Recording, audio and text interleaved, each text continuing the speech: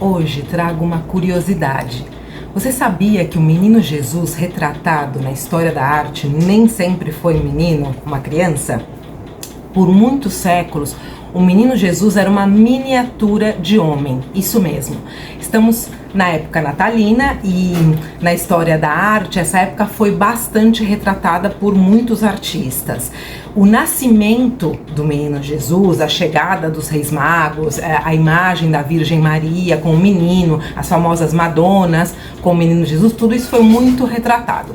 Falando em Madonas com meninos, vocês também vão conhecer uma artista pouco estudada por aqui. Ela era uma freira, já estivemos falando sobre freiras aqui, o quanto as freiras contribuíram para a história da arte, não só pintando, mas também copiando textos, iluminando textos. As freiras tiveram um papel fundamental. Embora elas estivessem enclausuradas em sua vida monástica, elas contribuíram e muito para a história da arte.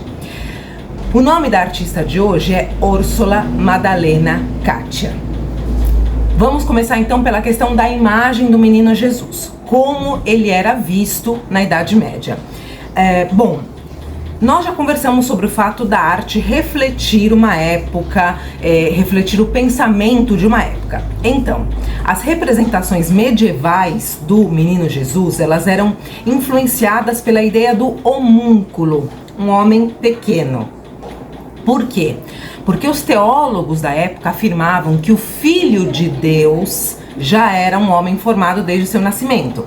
Por ser uma pessoa especial e dotada de qualidades que os humanos não são dotados, ele não passaria por uma transformação física.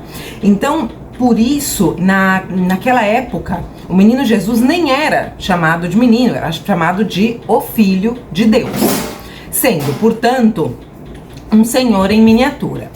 Então ele tinha as características típicas de um adulto, com o tamanho de um bebê, às vezes com princípio de calvície, como aparece aí na Madonna di Crevoli, de um artista chamado Duccio di Boninsegna, e em algumas representações como essa do Giotto, que nos dá até a sensação de que ele tem uma barba.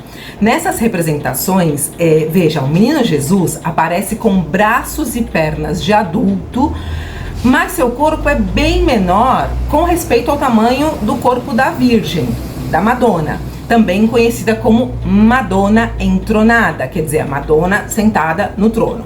Mas veja, neste caso aqui, o Giotto foi um artista, ele foi um artista único, ele vivenciou a transição do medieval para o Renascimento, então foi ele quem começou a dar naturalidade às figuras através de um jogo de sombras. Isso dava mais volume.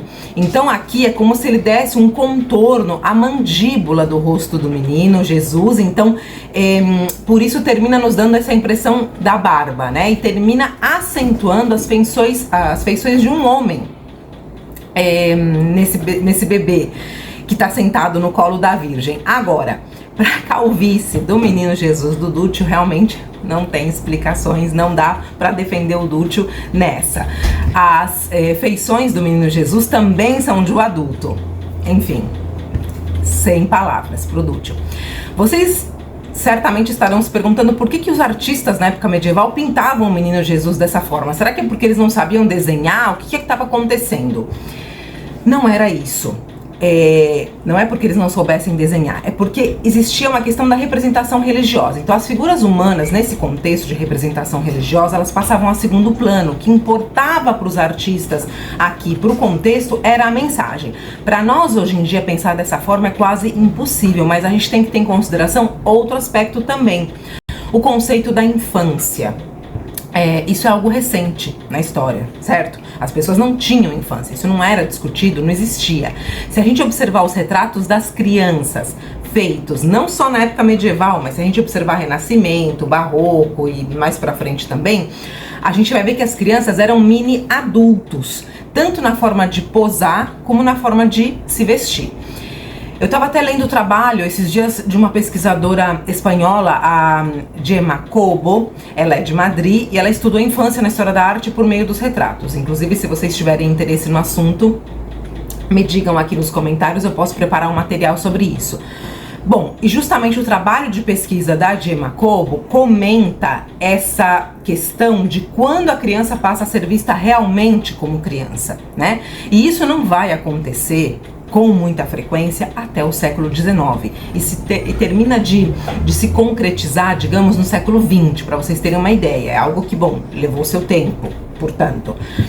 Voltamos ao menino Jesus. Ele começa a ser retratado como criança de forma mais realista e humana a partir do Renascimento, entre os séculos 14 e 16. Ali é onde se abandona a imagem medieval do adulto em miniatura, o homúnculo, e passamos a ter um menino Jesus dotado, finalmente, de inocência e da graciosidade que os bebês têm.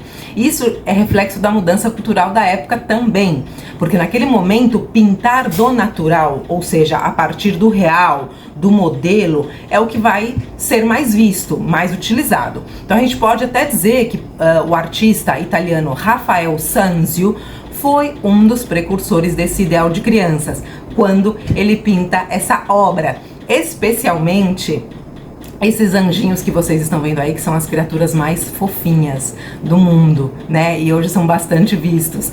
A partir daí, a gente pode afirmar que oficialmente o menino Jesus é retratado como um bebê, e vamos ver obras em que a infância de Jesus passa a ser retratada de forma mais frequente.